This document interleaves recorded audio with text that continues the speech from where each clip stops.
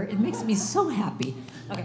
I don't have to be perfect. And 1, 2, 3, 4.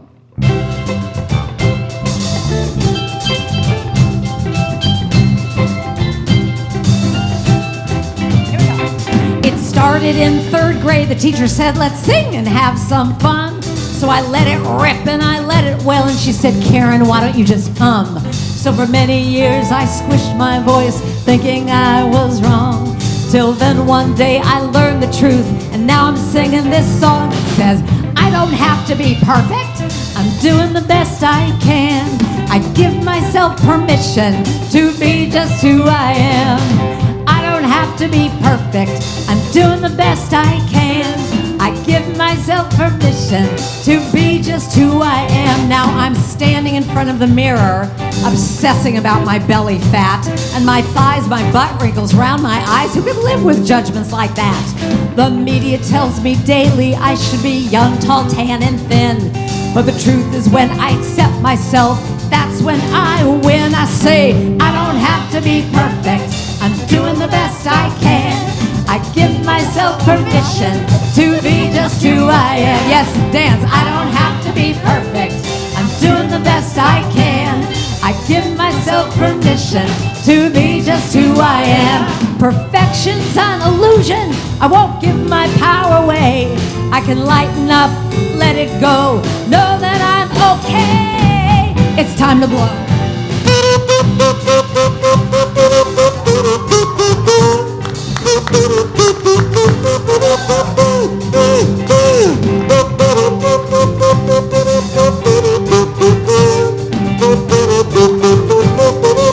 All right, you top that. You just top that.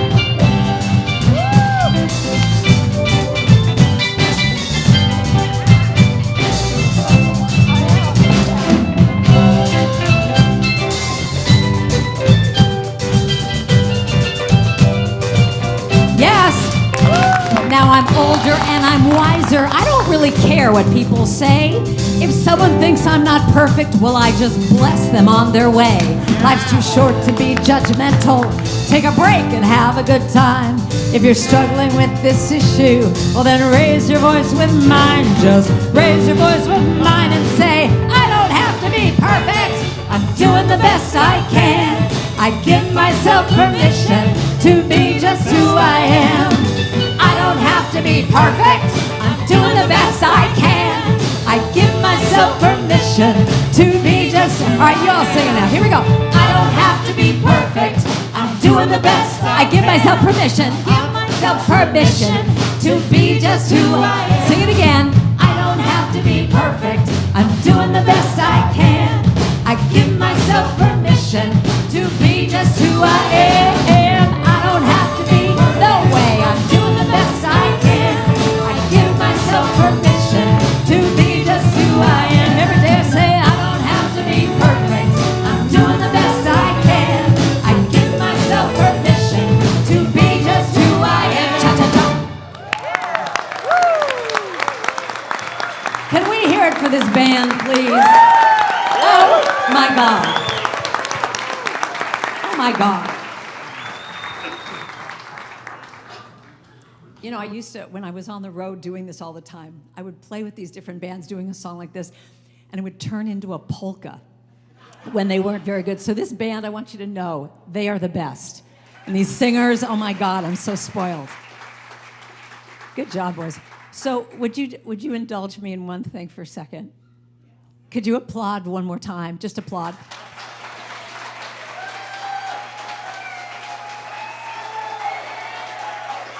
Okay, thank you very much. Do you know why I'm saying that? Because for the last 2 years, this is what I would do. After I would sing a song like that, I would do this. Online, on Zoom. My applause button. Desperate times, desperate measures. So this is what I've been hearing for 2 years. So this is probably like maybe my 5th or so time I've been in front of a live audience. So let me just tell you what a thrill it is. So thank you for being here. I also want to acknowledge who are all the women that came to my wonderful women's retreat yesterday. Why don't you stand up, just So same thing with you guys. Thank you so much for being there. I didn't have to keep saying, oh, honey, we can't hear you. Unmute, unmute. So anyway. So I don't have to be perfect. I'm doing the best I can. Doesn't that just feel good to just say that? Just give yourself a break. You know, with what we've all gone through, I mean, don't you think we're all kind of suffering from sort of PTSD from all of this? And you know, this is what I want to talk about today, is just giving ourselves a break, being gentle, being kind, just saying, oh, honey, you're doing the best you can. It's okay. It's okay. It's okay. Just to do that to yourself. We're all so hard on ourselves. So I want to talk about that today, just to give ourselves a break. And my first question to you is, when you started your day today, how did you start your day? Were the first thoughts that you had of kindness and love to yourself? Did you walk into the bathroom, look at yourself in the mirror and go, oh my God, have you gotten more beautiful overnight? What is the deal here? I mean, look at this body. I mean, is this perfection or what? Did you do that? No, not so much? Well, good. Yeah, I'm glad you're here then. Because here's the thing. I just have this feeling like when we can start our day from this place of just loving kindness, you know, and this is what I've done with all my albums, is I've had the very first song of every album be, and see, album, we don't even call them albums anymore. I don't even know what you call it. But anyway, every album would start with a song that would be, what was the first thing you heard in the morning? So it would be, I start my day with love, or I will surrender to my highest good, or thank you for this day, one of those things. And well, I told the girls this yesterday, but I have to tell you that I learned the power of that first thought in the morning when I was at a hotel and the alarm clock radio went off, and here was Linda Ronstadt singing to me, starting my day with these wonderful words, saying, you're no good, you're no good, you're no good. Baby, you're no good. And she goes, I'm going to say it again in case you didn't know. You're no good. You're no good. So what do you think you're hearing all day long? What is the backdrop? You know, and so that's what a lot of my songs are about, is that you have a song that can bring you back to center.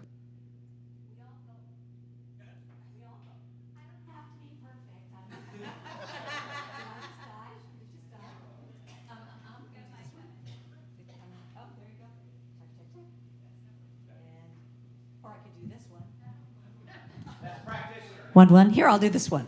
What's this one now? Practitioner. Okay. So what I was saying from the very beginning is, so this is what I've learned. This is what I've learned, is that with all my songs, if I have something that brings me back to center, that brings me back, and because the bottom line is we have 60,000 thoughts that we think every day. Did you know that? How many of those thoughts are positive? How often do you just go off and you just start ragging on yourself, and that inner critic comes in going, oh, who do you think you are? So I'm going to teach you something right now. So every time that inner critic comes in and says anything negative to you, here's what you do. I know you are there. I hear what you say, but that is not my truth today. Can you do that? I know you are there. Say that. I hear what you say. But then you have to do the little attitude thing. Can you all try this with me? But that is not my truth today. We didn't have enough attitude on that last one. Do it again. Very good. Very good. So here's the thing. Today, what I'm talking about is taking back your power. Taking back your power. So when those critics come in, when that voice comes in, you can gently bring yourself back, because you know that when you allow yourself to just be gentle and kind to yourself, and you bring yourself back with love, as opposed to you go off center for whatever reason. If you're in meditation, I mean, this is what meditation is about. Meditation is about that your mind is going to go off, but how do you bring yourself back? And you bring yourself back with a breath. And you don't go, you idiot, what are you doing? You know, you say, just back to the breath. So I have my inner critic, her name is Zelda. And Zelda, just wants to just weigh in on everything, but I have a reframe for you. If you're not hearing your inner critic, you're not stretching enough. Ooh. When that voice goes off, it means that you're moving and you're growing and you're stretching. And so I also have a GPS. Am I doing this again? My GPS, when she goes off and starts telling me, turn right, turn left, but if I all of a sudden defy her and say, oh, no, I know the way to go. I'm going to go this way. So she'll just keep saying, recalculating. But our minds, we don't do that. We go, what are you doing, you idiot? Why are you doing this? Why are you going off track? Why are you doing this? But what happens if every time you go off, you just simply say, in a lovely British accent, recalculating, in this gentle, sweet way? Wouldn't that be just a fun, new way to try doing life? So I love this. Hafiz, 14th century poet, said, once a woman said to me, Hafiz, what is the sign of someone who knows God? I became very quiet and looked deep into her eyes and replied, my dear, they have dropped the knife. Someone who knows God has dropped the cruel knife that most so often use upon their tender self and others. So turn to the person next to you and say, you're so fabulous.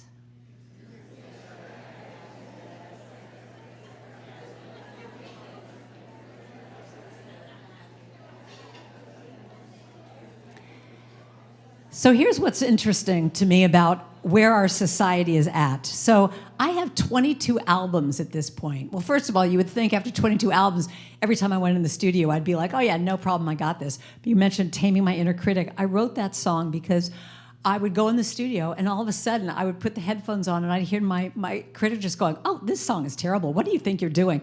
And when I wrote this song about the critic, I'm going, stop it. I wrote this about you. And it was just going on, back and forth. But I realized what is happening right now is that, everyone does streaming music these days now. It's not so much CDs. And I looked on Spotify, and this blew my mind, that I had 2,500,000 streams of the song, I Will Be Gentle With Myself. Isn't that interesting? It just, thank you very much. But what it showed me, much more than any other song I've written, but what it showed me is it's like, this is what we need to hear. I will be gentle with myself. I will be gentle with myself, and I will hold myself like a newborn baby child. And I will be tender with my heart. I will be tender with my heart, and I will hold my heart like a newborn baby child. And the middle of the song says, and I will only go as fast as the slowest part of me feels safe to go. Doesn't that just give you permission for wherever you're at? I will only go as fast as the slowest part of me feels safe to go.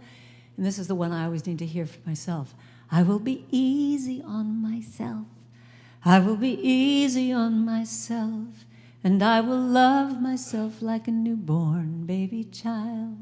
And I wrote that little chant when I had done something really stupid. And I called a girlfriend of mine and thinking, well, she'll make me feel better. And I called her up and I said, oh my God, you wouldn't believe this stupid thing I did. And she said, stop right there. She said, I will not let you talk to my friend that way. I went, and she said, would you ever imagine speaking to a child the way you're speaking to yourself? I mean, imagine it. Do you speak to yourself sometimes in a way that you would just be mortified that you would speak to a child that way? But that's what we do. We'll say, you idiot, why'd you do that, you stupid person? And so she said, I want you to put the phone down, get off the phone with me, and I just want you to put your hands like this and rock yourself for a minute. Just rock yourself and give yourself a big old break. And I just started rocking, and the tears started to come, and that little chant came within 2 minutes. That this is what I needed to say to myself. And so that's what I want to, yesterday my workshop was all about I give myself permission. So what I'm hoping to do today in this little talk is give yourself permission to be gentle with yourself, to give yourself a break, that you don't have to be perfect. And that we have a choice all the time. And that's what I think is so interesting. We have a choice whenever you start to have that critic come in, that you get to go, nope, stop. I know you were there, I hear what you say, but that's not my truth today. And that you get to stop and choose another thought. And it might be awkward at first, but there's a way that you can, stand in your power and just say, no, this is who I am. So I learned one of these truths many, many years ago of standing in my power and that choice to just defy my inner critic and just be who I am. So when I was 13, and this is one of my favorite stories to tell. I don't know if I ever told you this, but I wanted to tell it to you today because it's my favorite story to tell.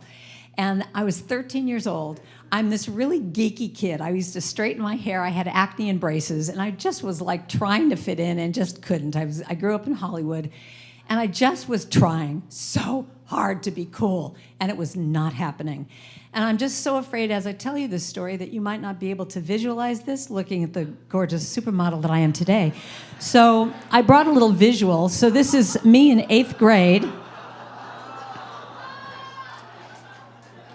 So do you love the fact that, with a full set of braces here, I'm going, why I would do that? And it was picture day. And God forbid it was ever foggy in Los Angeles. You could tell I had curly hair because this is all dippity-doo and straightening my hair and doing. I must have had a million, bobby pins and barrettes and everything in the back so that you wouldn't tell I have curly hair. Anyway, but, you shouldn't look at this picture and go, oh, poor thing, because you all have the same picture, right? Anyway, so I'm 13, 14 years old. I'm just a drip. But I had one mentor that I had in my life that I thought, if she could do it, I could do it. There was hope for me. And that person was Carol Burnett. You remember Carol Burnett? Remember the Carol Burnett show? And she's on the cover of People magazine this week. So I said, well, I have to tell this story because I love her. So 90 years old, too. My goodness. But what I used to do, what my ritual was every single Friday afternoon, I would take the bus down from my school. I'd stand in line for 2 hours. I would wear the same little polka dot dress that my mom had made for me, and I would make a beeline to that seat right there. And so because I was doing this every week, she'd come out and she'd see this weird kid in the same outfit every week, and she'd kind of wink at me and like, oh my God, like we're BFFs, okay? And do you remember how she used to do the call and the question and answer period? Well, so one day, now I go to this every single week. I mean, every single week I'm there. But this one day, I'm sitting there, and all of a sudden, out of the blue, my hands are getting all clammy, and my heart is starting to beat harder. And I'm going, am I having a panic attack? What is happening? And without me even realizing it, my hand goes up, and I'm like, and I try and get it down really fast, but in that time, she picks me. She goes, yes, what? And she probably wants to know who this weird stalker kid is at this point. But she says, yeah, what would you like? So I'm a deer in the headlights at this point. I'm like, oh my God, she's talking to me. But then I realized I had won the Edgar Rice Burroughs Tarzan calling contest the week before. So I said, I'd like to challenge you to a Tarzan calling contest. And she goes, great, come on up. So now I walk up on stage. I'm next to my idol of all time. I have 300 people in this audience. So forget about how many millions are out in TV land, but I mean, I've never been on stage before. These people are beaming at me and giving me all this love, and I'm like, oh yeah, this is happening. This is fun. Until I look out, and probably where you all are in that third row, I look out and hear all the cool girls from my school. They're going, oh my God, is that Karen Drucker? Oh my God, we don't know her. We're so embarrassed.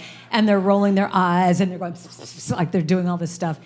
And in that moment, like that, I'm mortified. All I can think of is I want to get off that stage. I'm giving them all the power. All of a sudden, I'm standing there in full dripness. I'm just a geek. Why am I here? I have no business being here. All those inner critic, you're not perfect, you're not good enough, you're not worthy, came up in that moment. But that's when I knew how spirit works. Because for some reason, at this very young age, I got that all of a sudden I saw that there was like this line that was right in front of me, that I could stay here behind the line and give them all the power, let my critic have its way with me, and stay in that unworthy place. Or I could move over that line and claim who I am, flaws and all, but be who I am in my power. And I remember standing there and looking at Carol Burnett and looking at those girls and going,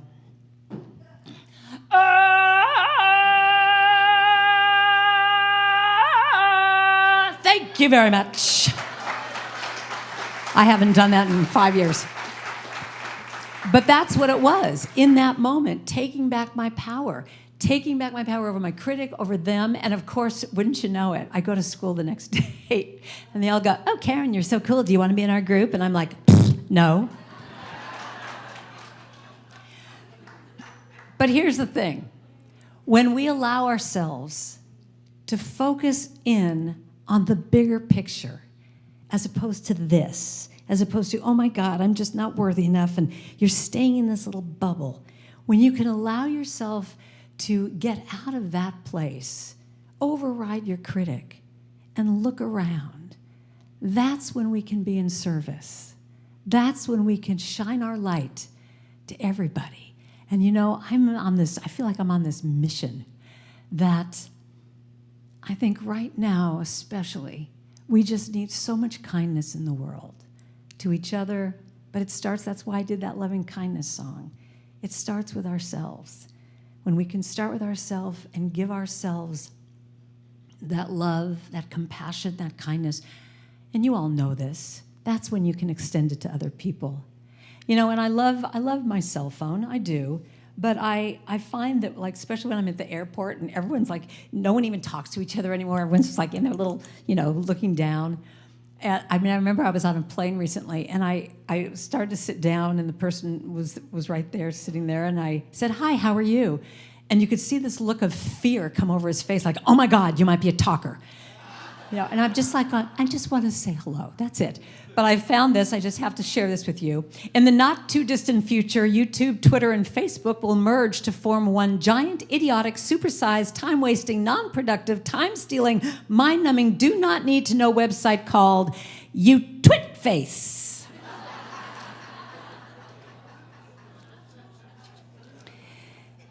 Buddha said, you must love yourself before you can love another. Can I hear an amen on that? Amen.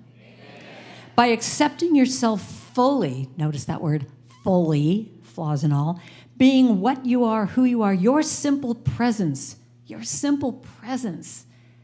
can make others happy. You yourself, as much as anybody in the entire universe, deserve your love and affection. And I love this. Desmond Tutu said, do your little bit of good where you are. It's those little bits of good put together that will heal the world. So it's those little teeny things. And I want to leave you with one last story of that when Spirit gives you the intuitive hit that someone might need something, like just a hello or a smile, listen to that.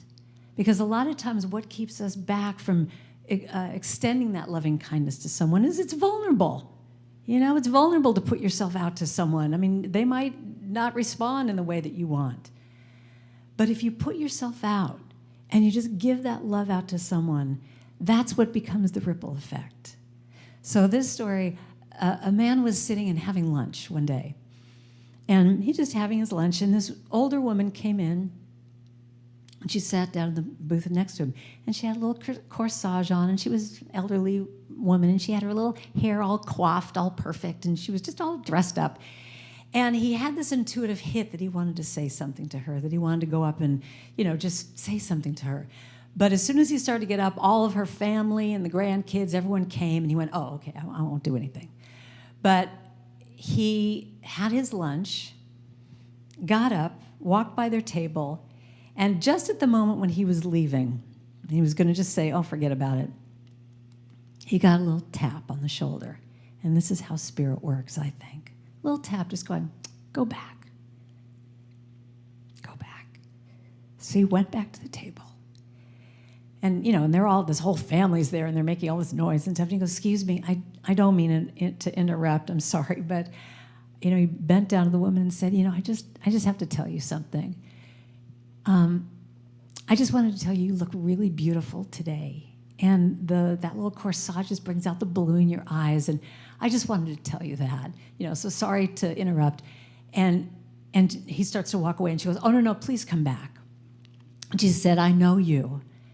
And he goes, oh, no, we've never met before. I just wanted to tell you that. She said, no, let me tell you. My family is here with me today celebrating that I made it a year since my husband's passing. It's been a year since he's passed, and they're here celebrating that I've made it.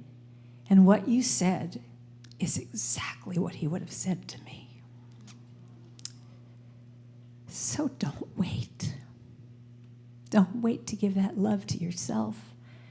Know that you are the gift. Know that what you are, where's my wondering? Yeah. Know that who you are and all the gifts you bring, even if you don't think you're perfect, is good enough. Let's spread that love to everyone we can, because we need it. Let me just start. I am a gift. Oh, I'm sorry. Let me let you do your thing. Sorry. Here we go. I am a gift, no matter what age, no matter how I look. There's beauty in each stage.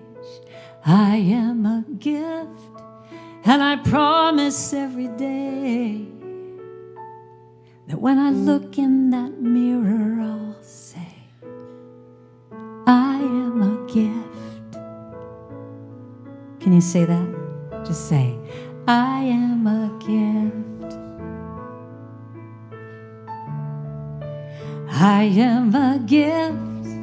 I've loved really well, and every year I've lived has a different tale to tell.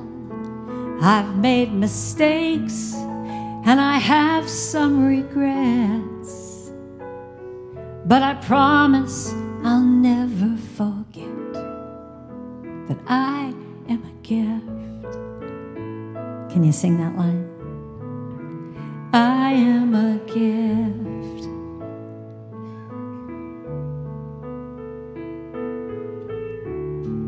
And there may be times when I forget the truth about me, when it seems time and youth, they're just marching on without me. But that's when I might need you to find me and ever so gently remind me that I am a gift, God's precious child. I was put here on this earth, but only for a while. So I make this vow, and I say it with love, that I am perfect and whole and enough, and I am a gift. Can you sing that line with me? Just say, I am a gift. If you feel comfortable, can you tell someone next to you, you are a gift? You are a gift. Tell somebody else, they might need to hear it this morning. Just say, you are a gift. Tell somebody else, they might need to hear it. You are a gift. You are now. You are a gift. You are now. You are a gift. You are. Bring it back to yourself. I am. Say, I am a gift. So repeat after me. I am perfect, whole, and complete. I will be gentle with myself. I will tell my critic to back off. Because the truth about me is, I'm fabulous. Thank you so much for listening. I appreciate you so much.